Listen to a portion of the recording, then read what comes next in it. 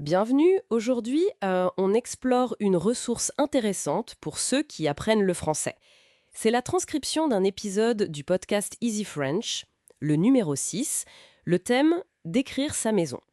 Notre but, c'est de voir comment cette leçon pensée pour les débutants nous aide à parler de notre logement, les pièces, les meubles, où tout ça se trouve, c'est très pratique. La source nous décrit une petite maison, assez simple, à la campagne, blanche, toit rouge. Elle a 5 pièces principales, un salon, une cuisine, une salle de bain, 2 chambres et des toilettes. Voilà, le cadre est posé. Oui, et ce qui est frappant tout de suite, je trouve, c'est l'approche choisie. Très personnelle. Ma maison. Partir de soi, de sa propre maison, ça rend l'apprentissage, comment dire, beaucoup moins abstrait. Ça le rend plus concret, plus facile à aborder pour quelqu'un qui débute. C'est moins scolaire, quoi. C'est vrai, ça donne un côté plus conversation, moins cours magistral. Alors, allons-y. Le salon, par exemple. La source listée point 1, un canapé gris, une table basse, une télévision. Des choses assez classiques, mais elle introduit aussi, et c'est crucial, les prépositions de lieu. Vous savez, en face de, à côté de, sur, sous, devant, derrière. Avec un exemple très clair, la télé est en face du canapé. Ah oui, ces prépositions, elles sont absolument fondamentales à ce niveau-là. Ce n'est pas juste pour dire où est un objet. Ça structure vraiment la manière de penser l'espace en français. Et l'association directe, comme vous disiez, la télé en face de le canapé, ça aide beaucoup à fixer les choses. C'est plus efficace, disons, qu'une simple liste de règles. Ça réduit la charge cognitive. Intéressant, cette idée de charge cognitive allégée.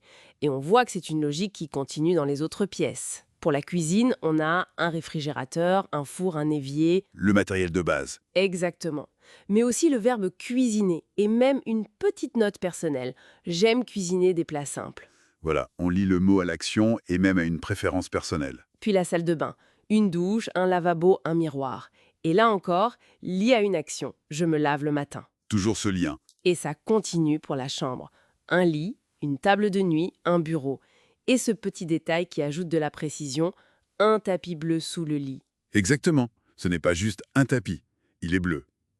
Et il est sous le lit. La préposition et la couleur. C'est ça. Et ce qui est remarquable, c'est cette cohérence dans l'approche pédagogique. Ce n'est jamais une simple liste. Chaque mot nouveau est ancré, soit dans une action, comme cuisiner ou se laver, soit dans une description sensorielle, comme canapé gris, tapis bleu.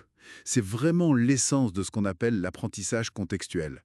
On retient mieux quand c'est lié à quelque chose de concret, de vécu ou d'imaginé. Tout à fait. Et la source va même jusqu'à proposer un tout petit dialogue. Ça commence par «Bienvenue chez moi».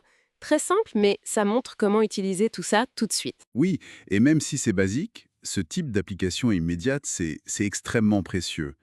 Ça transforme des mots qu'on reconnaît à peine, du vocabulaire passif, en quelque chose d'utilisable, en outil de communication, même si c'est très simple.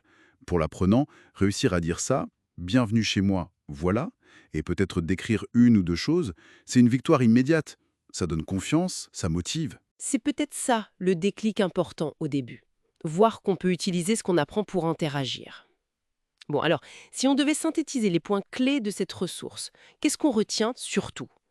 D'abord, un ensemble de vocabulaire essentiel pour parler de son logement, les pièces, les meubles, un peu de couleur.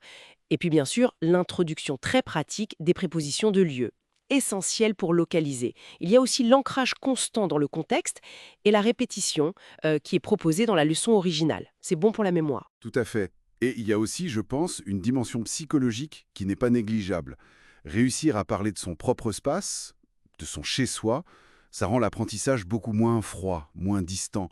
La langue devient soudain un outil pour parler de sa propre vie. C'est un moteur puissant, surtout au début.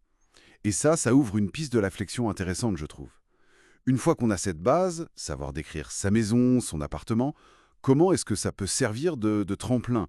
Comment on passe de «le tapis est sous le lit» à des discussions un peu plus riches sur les habitudes, les styles de vie, voire même les différences culturelles liées à la façon dont on vit en France ou ailleurs? C'est une bonne question, non?